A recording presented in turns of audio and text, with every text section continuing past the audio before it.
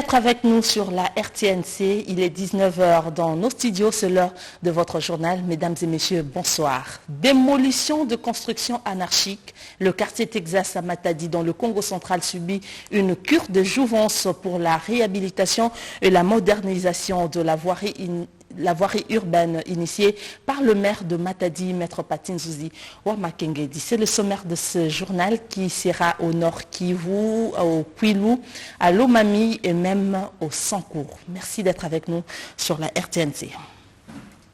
Tous les éléments nécessaires pour présenter la situation de M23 aux instances compétentes sont disponibles.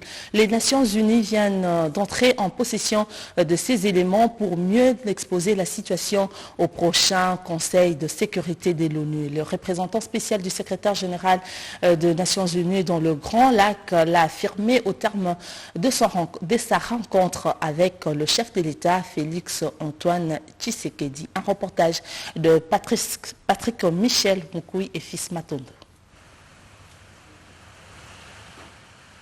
La fine pluie de la matinée de ce vendredi venait à peine de s'arrêter quand Bintou Keïta, à la tête d'une délégation, s'est présentée au bureau du chef de l'État Félix Antoine Tshisekedi. La représentante spéciale du secrétaire général des Nations Unies en RDC a accompagné au cabinet du président de la République 2 diplomates nouvellement accrédités à Kinshasa, dont l'un, nouveau représentant spécial adjoint du secrétaire général des Nations Unies en RDC qui a présenté ses lettres de créance, et l'autre, coordonnateur résident et humanitaire de la même organisation qui a présenté ses civilités au garant de la nation congolaise. Mais le point d'orgue de la rencontre avec le président de la République, c'est cet échange autour d'une question cruciale de l'heure, le dossier M23. L'envoyé spécial du secrétaire général des Nations Unies pour la région de Grand Lac, qui a pris part à la discussion, justifie son intérêt sur la question par sa prochaine communication au Conseil de sécurité du 27 avril. Le président nous a donné son analyse sur ce qui s'est passé et notamment les conclusions, les décisions du dernier mini-sommet à Nairobi. Et j'ai recueilli auprès de lui une analyse très éclairante et des conseils de très haute qualité. Je pense que j'ai suffisamment d'éléments pour faire une analyse complète et approfondie de la situation sécuritaire et politique, notamment sur ce qui s'est passé au cours des dernières semaines. Et donc j'ai suffisamment d'éléments pour appuyer, pour préparer ma communication. Après échange avec la délégation onusienne, le chef de l'État a rejoint la salle virtuelle du gouvernement pour le Conseil des ministres. Une 49e réunion du genre qui a vu le président de la République communiquer aux membres du gouvernement les détails de ses entretiens avec la délégation des Nations Unies avant de suivre religieusement quelques points d'information sur la sécurité, la santé et l'économie ainsi que quelques dossiers soumis à examen et approbation par le Conseil. La faculté de médecine de l'université de Kinshasa, via son département de chirurgie, en collaboration avec l'hôpital Saint-Louis de Paris en France, viennent de lancer les opérations de maladies du tube digestif et de la thyroïde. Ces opérations ont débuté depuis le lundi dernier et se feront pendant 5 jours aux cliniques universitaires de Kinshasa. Reportage Grace Maosso. La coopération entre l'Université de Kinshasa, l'UNIKIN et la France, à travers l'hôpital Saint-Louis de Paris, va largement profiter aux malades qui sont internés pour des cas relevant de la chirurgie.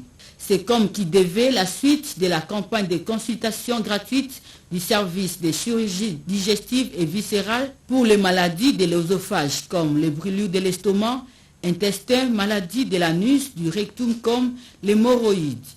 2 responsables révèlent l'essence exacte qu'il faut conférer à cette coopération interuniversitaire.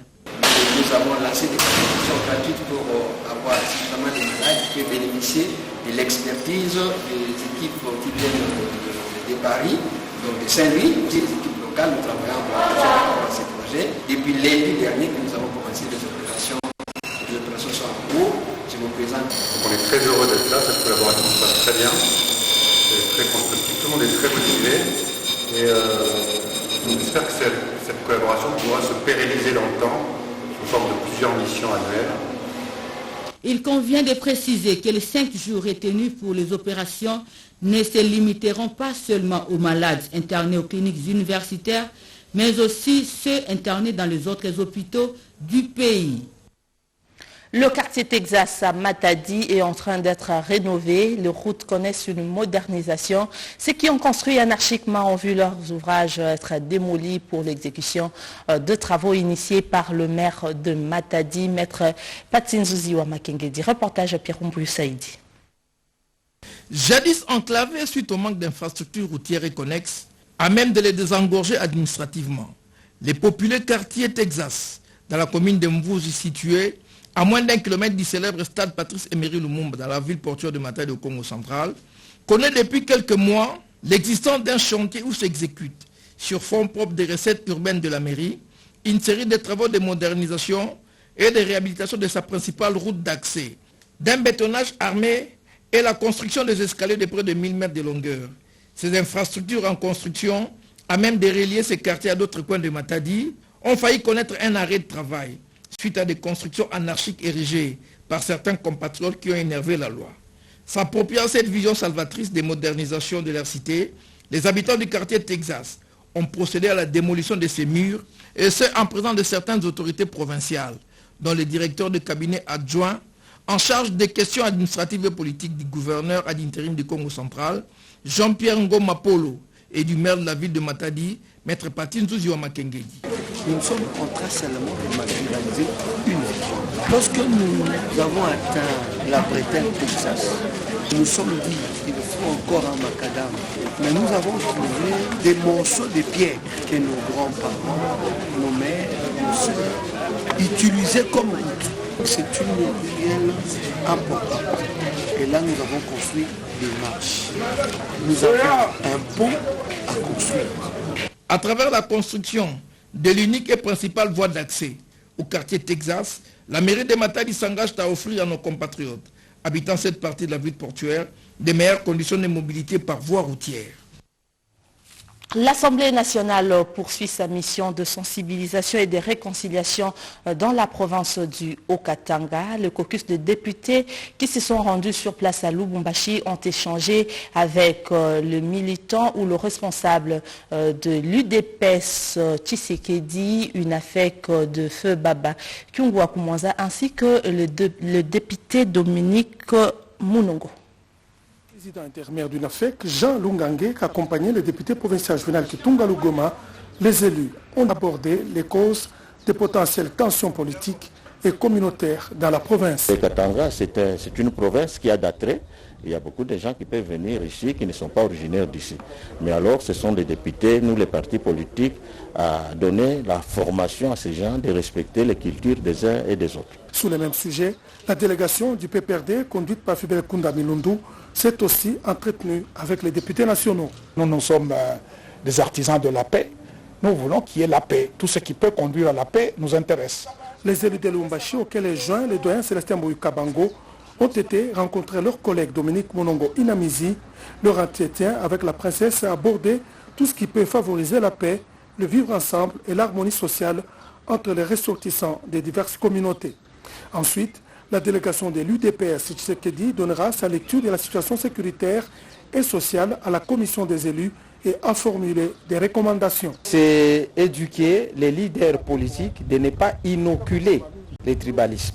De l'autre côté, c'est-à-dire les deux communautés, katangaises, kassayennes, doivent apprendre à se supporter, à vivre ensemble.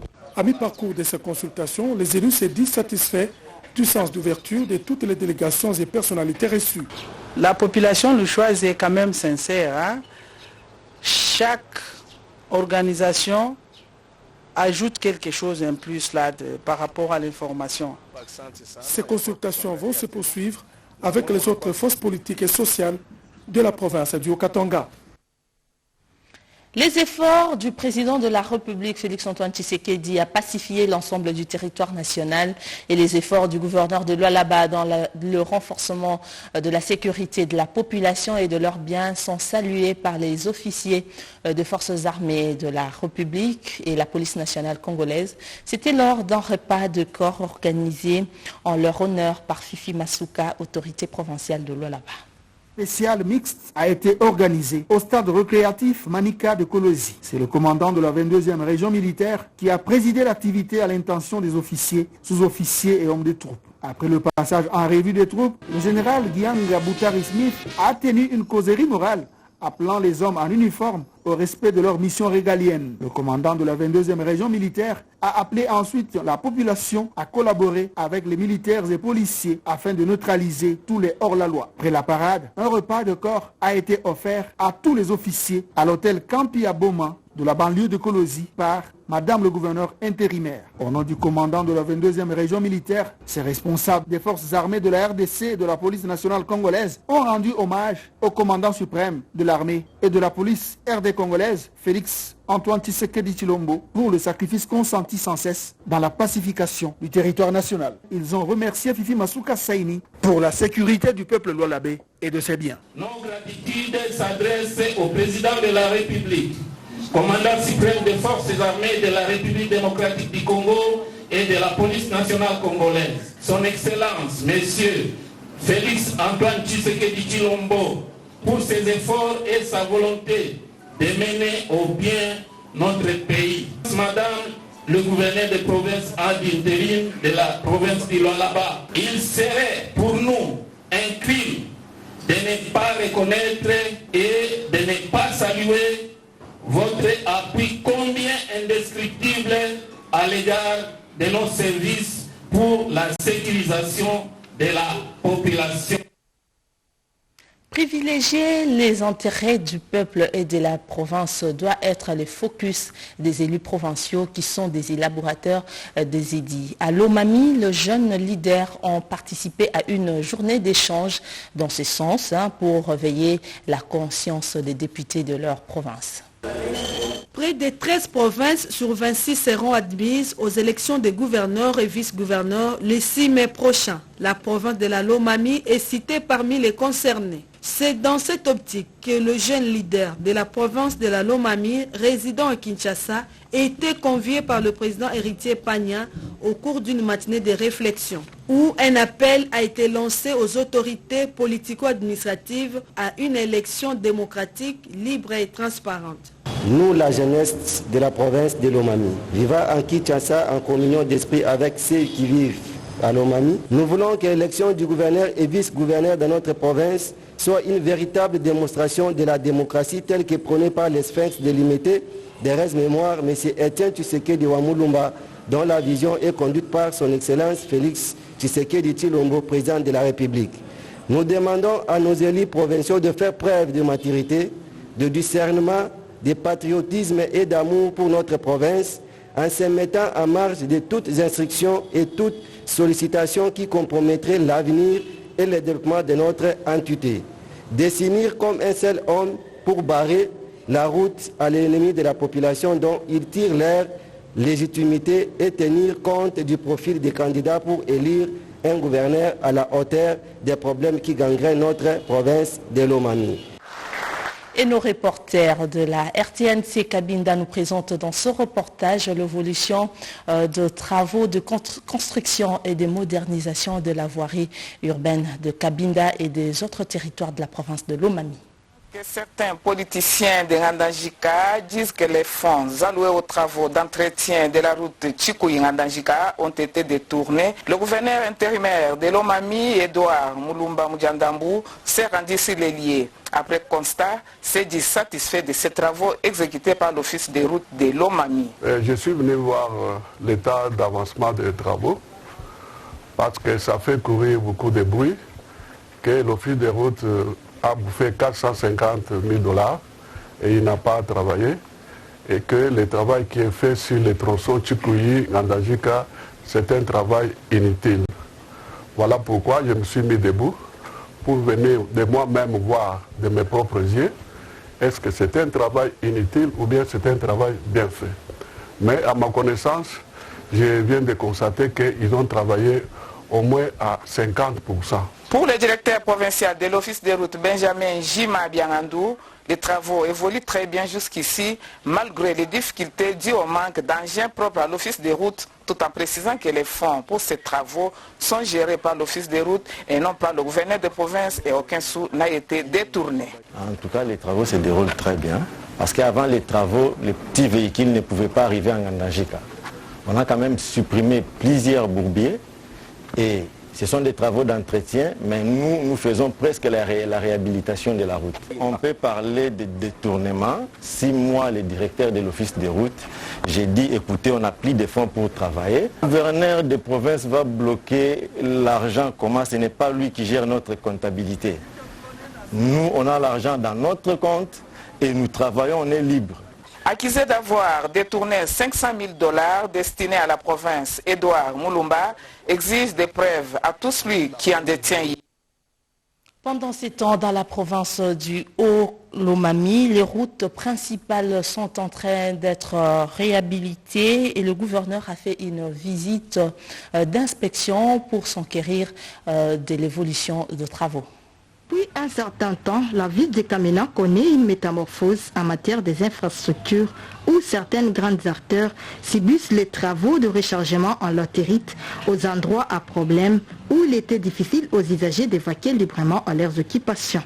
Mais aujourd'hui, elles sont devenues les plus fréquentées grâce à l'esprit managérial de Kabamba Ilungo Batami Onani, gouverneur Haï du Haut-Lomami, qui matérialise la vision du chef de l'État à travers ses travaux exécutés par l'Office des voiries et drainage. Les cas des avenues Sendoué, des écoles, Kassavubu et de la base prolongée. À certains endroits, comme les avenues Mamayemo de la Révolution, sont transformées en forêt à cause de l'herbe qui y loge, d'autres impraticables suite à des eaux de pluie qui y stagnent, créant ainsi des grands bourbiers. La population du Haut-Lomami félicite l'initiative du gouverneur Haï Kabamba Ilunga Batame de l'entretien des avenues et demande aux décideurs de penser aussi à celles non encore ciblées, surtout que la saison sèche pointe à l'horizon.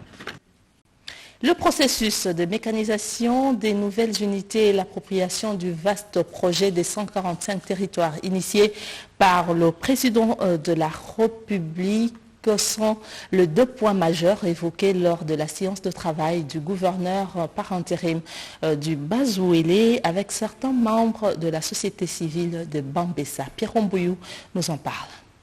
Dotée d'énormes potentialités à même de faire sa richesse dans divers secteurs et domaines de la vie nationale, la province du Bazouélé vit un paradoxe criant. Contradiction découlant de la lenteur politico-administrative, économico-financière et socio-culturelle du processus de son développement durable et intégral dans tous ces 6 territoires.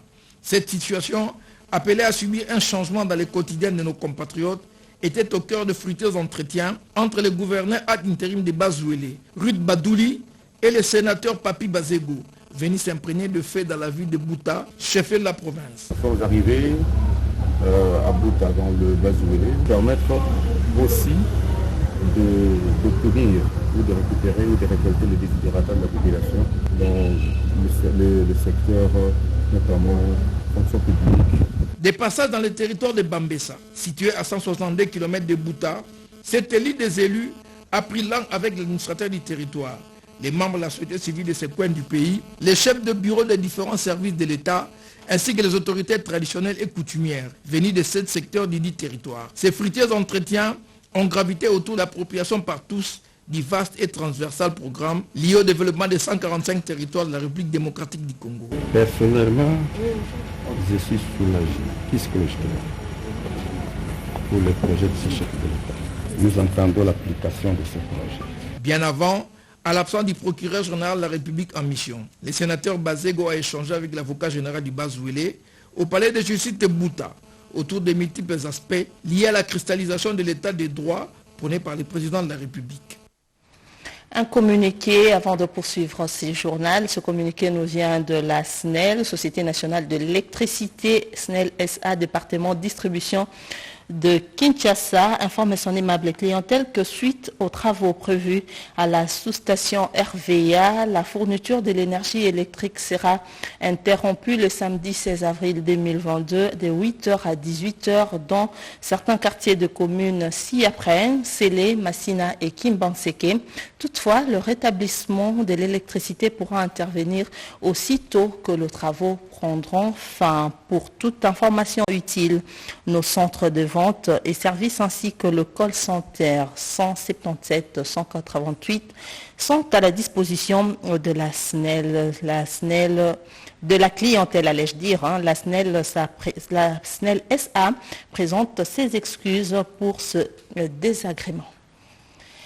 Le Premier ministre Jean-Michel Samaloukonde était dernièrement dans la partie est de la République. Il a procédé à l'évaluation de la situation sécuritaire en présence des députés de la province du Nord Kivu qui ont formulé quelques recommandations. Parmi eux, l'on note José Moufoula. De la commission défense et sécurité dont je suis membre. Alors, c'était pour moi plus qu'un devoir d'être là et de participer à tous ces travaux d'évaluation de l'état de siège, puisque nous avons toujours insisté sur ça. Nous avions déjà fait cette évaluation-là avec plusieurs auditions, notamment l'audition du ministre de la Défense, du VPM de l'Intérieur, tous les chefs des corps. Et donc, comme il vient en tant que chef du gouvernement pour évaluer ses actions aussi dans les opérations, et je pense que nous avons beaucoup à suggérer. Et puis, vous le savez, nous avions demandé à ce que l'on puisse requalifier l'état de siège, que l'autorité militaire puisse se concentrer, se focaliser vers les zones de tension, comme à Beni, à Djougou, à Mahagi. Je crois que ces différentes propositions, nous allons sériner cela et nous espérons trouver finalement gain de cause pour que l'on applique, que le gouvernement applique toutes ces résolutions, ces recommandations issues de la commission défense et sécurité. Nous voudrions encore insister sur notre proposition qui avait fait l'objet d'une grande délégation du ministère de la Défense avec l'Assemblée nationale. Et nous étions ici pour évaluer la faisabilité, pour étudier la faisabilité du déplacement de ces camps Katindo, car source d'insécurité. Vous le savez bien, il y a des bandits qui opèrent de scélérats et puis par la suite, ils se rétractent dans le camp Katindo.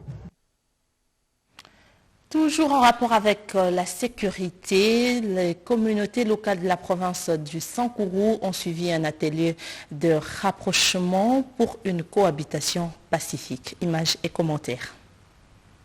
Les communautés vivant dans la province de Sankourou sont appelées à vivre en paix et dans la cohésion pour le développement de leur province. Message lancé au lendemain du meurtre de l'époux de la chef de groupement d'Ipinga dans les territoires de Lomela par un groupe de bandits non autrement identifiés.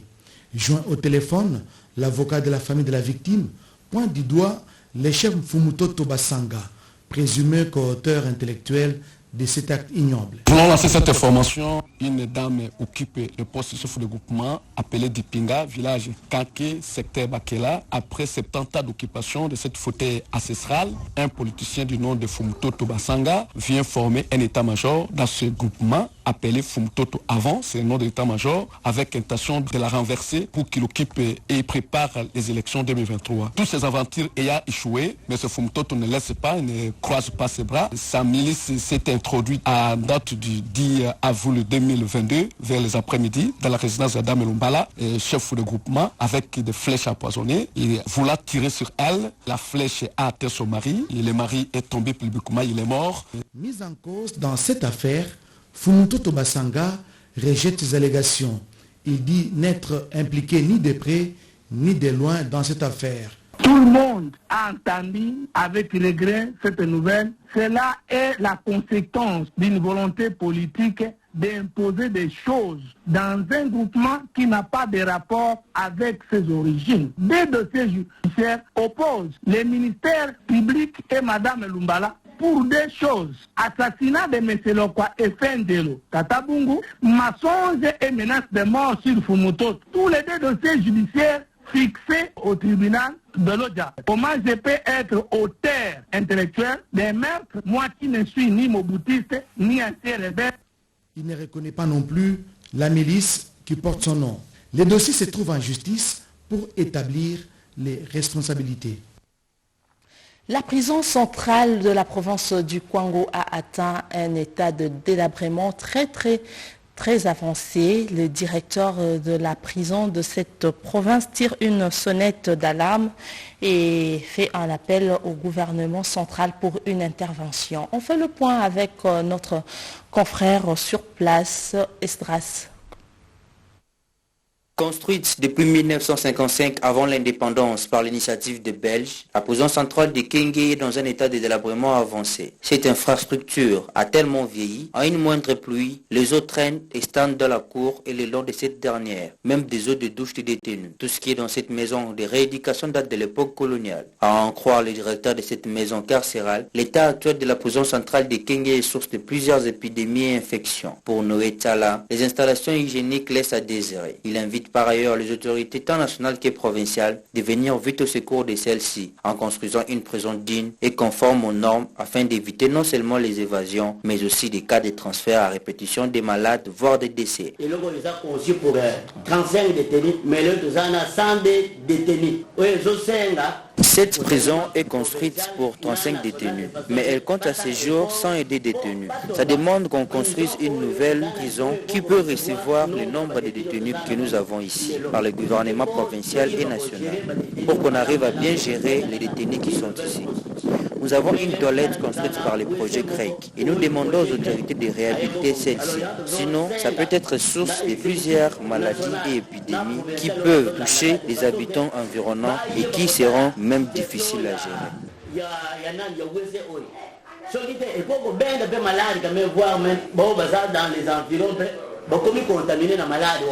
Signalant que la prison centrale de Kenge est construite pour une capacité de 35 détenus pour 4 cellules d'hébergement pour les hommes et une cellule pour les femmes, cette maison de détention regorge à ce jour plus de 100 personnes avec une infirmerie non opérationnelle. Une autre communication de la Société nationale d'électricité, le département de distribution de Kinshasa informe son aimable clientèle qu'il sera procédé à l'arrêt alternatif pour les travaux de 2 groupes G22 et G27 à la centrale hydroélectrique de Inga 2 ce samedi 16 avril 2022 aux heures ci-après. Pour la centrale G22 de 8h juste à 11h et le G27 de 8h juste à 14h. Des perturbations dans la fourniture de l'électricité, de l'énergie électrique seront observées dans presque toutes les communes de la ville de Kinshasa. Toutefois, la stabilisation de la situation interviendra aussitôt que les travaux prendront fin. Pour toute information utile, nos centres de vente et services ainsi que le call center 177-178 sont à la disposition de la clientèle. La SNEL SA présente ses excuses pour ce désagrément.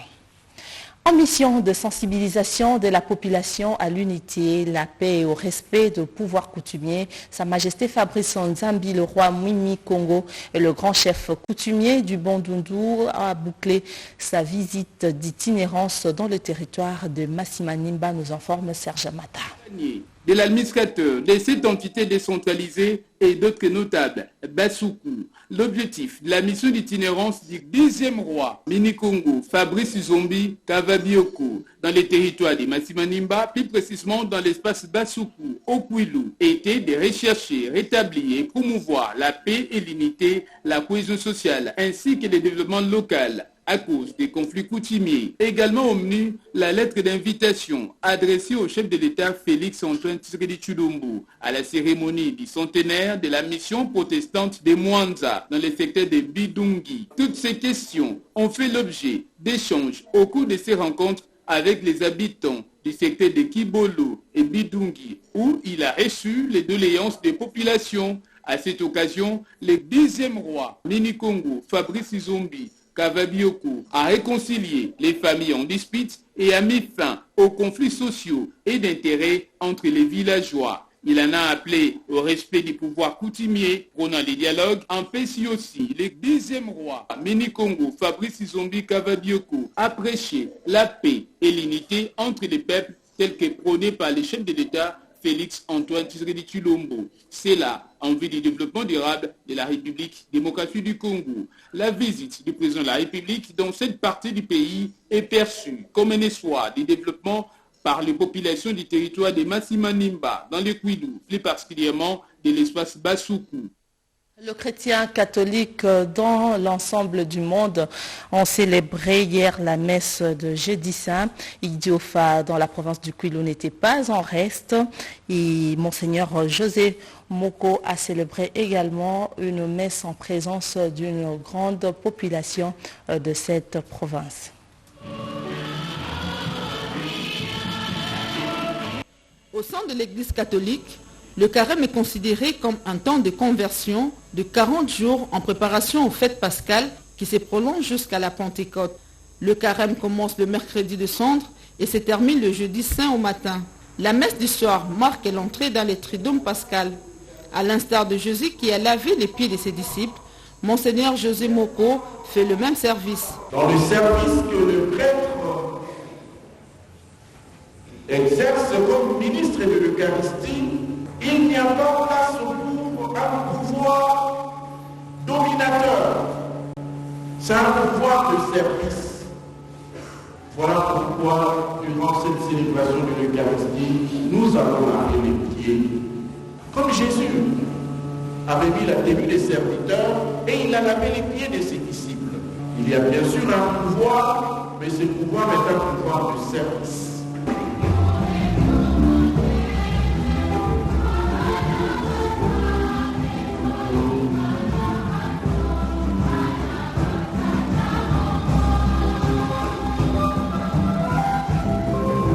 En cette période de jeûne et de pénitence, l'évêque du diocèse d'Idiofa et vice-président de la Cinco invite le chrétien de sa paroisse à bannir les antivaleurs et à se réconcilier entre frères et sœurs.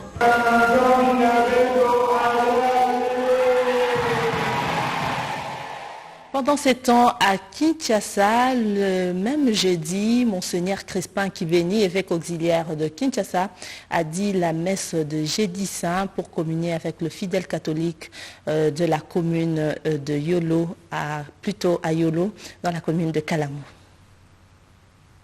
La messe, au cours de laquelle tous les chrétiens catholiques commémorent le dernier repas de Jésus avec ses 12 disciples, au seuil de la nuit, où il devait être livré. À cet effet, Monseigneur Crispin Kimbeni, évêque auxiliaire de Kinshasa, a présidé ce jeudi 14 avril la messe de la Scène du Seigneur à la paroisse Saint-Gabriel de Yolo. Dans son homélie, Monseigneur Crispin Kimbeni a exhorté les fidèles à suivre le chemin du Christ, qui est amour. Il a commenté les Écritures tirées de l'évangile de Jean 13, du 1er au 15e verset, en parlant du signe de lavement des pieds comme un signe d'amour et le service de l'autre sans intérêt. Puis l'évêque auxiliaire de Kinshasa a procédé à ce geste aux 12 apôtres, acte que Jésus posa lors du dernier repas avec ses disciples. Jésus institue l'Eucharistie et annonce que sa présence demeure vivante dans les sacrements de son corps et de son sang, qui constituent la rémission des péchés et l'intégrité physique. Signalons qu'après la première partie de cette célébration,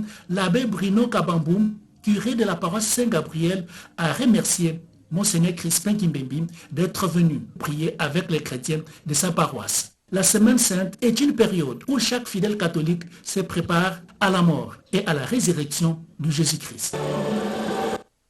La mise en pratique des recommandations des États généraux de l'enseignement supérieur est déjà opérationnelle à l'université de Kinshasa. L'expérience de 6 premiers mois a été partagée avec les autres universités du pays au cours de l'atelier de restitution organisé à l'UNIKIN dont la clôture est intervenue le mardi dernier. Rodé Panda était sur place. Le secrétariat général à la recherche doit fonctionner normalement dans chaque université et institut supérieur de la RDC. C'est une des recommandations des États généraux de Lubumbashi. L'UNIKIN est la première université qui a lancé ce service. Le premier 6 mois de fonctionnement du secrétariat général à la recherche à l'UNIKIN a servi d'expérience et un bel exemple.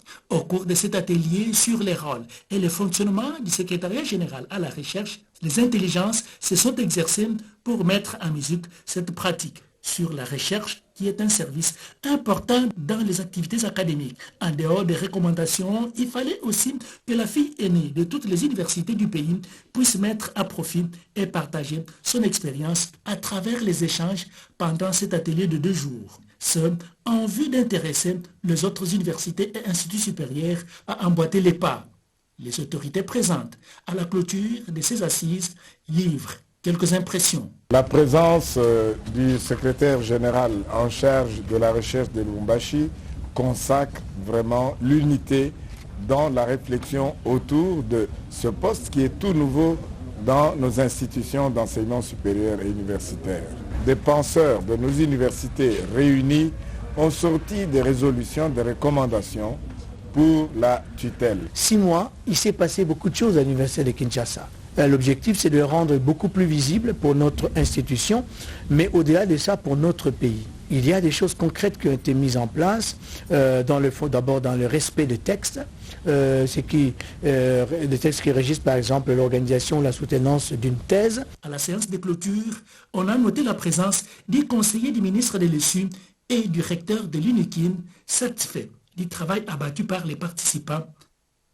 Le département de distribution de Kinshasa de la Société nationale de l'électricité informe à son aimable clientèle que suite aux travaux prévus sur la ligne 220 kV Lingwala Itexco, la fourniture de l'électricité, de l'énergie électrique sera interrompue ce samedi 16 avril 2022 de 8h à 18h dans certains quartiers de communes ci-après, Gobé, Ngaliema, Kitambo, Lingwala, Kasavubu, Bandalungwa et Ngiringiri. Toutefois, le rétablissement de l'électricité pourra intervenir aussitôt que les travaux prendront fin. Pour toute information utile, le call center de vente et services ainsi que le call center 177 188 sont à la disposition de la clientèle. Après le dépôt de la lettre de démission du premier vice-président de l'Assemblée nationale, la jeunesse de l'UDPS monte au créneau pour soutenir les candidatures féminines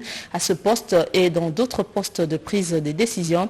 Question de l'émergence du leadership féminin prôné par le chef de l'État, Félix-Antoine Tshisekedi. On les écoute au micro de Alain Bikaï.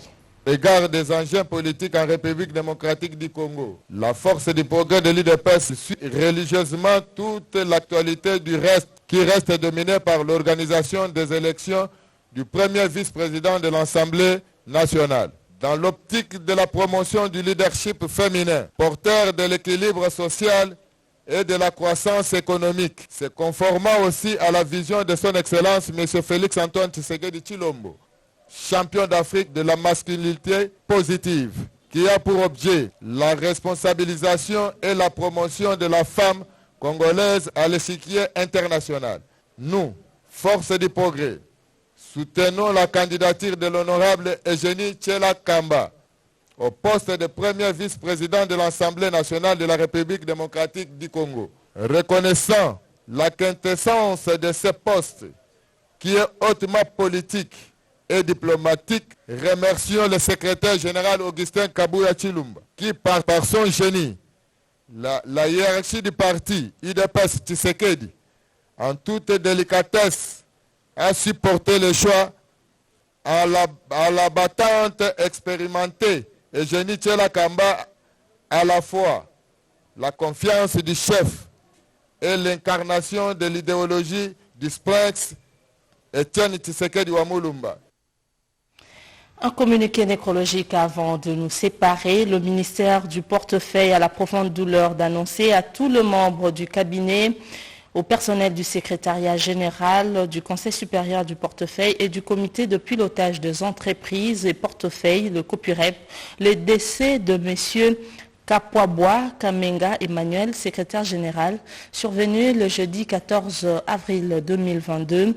À cet effet, le ministère présente ses condoléances les plus attristées à tous les agents et cadres d'une part et à la famille biologique de l'illustre disparu d'autre part. Le programme des obsèques sera communiqué ultérieurement. Ce communiqué est signé Adel Kaïnda, ministre d'État en charge du portefeuille. Avec Michel Tamouzi, l'interprète de Malentendant, nous étions heureux de vous présenter ce journal qui a connu le concours rédactionnel de Joël Kayembe, Rodepanda Patikwedi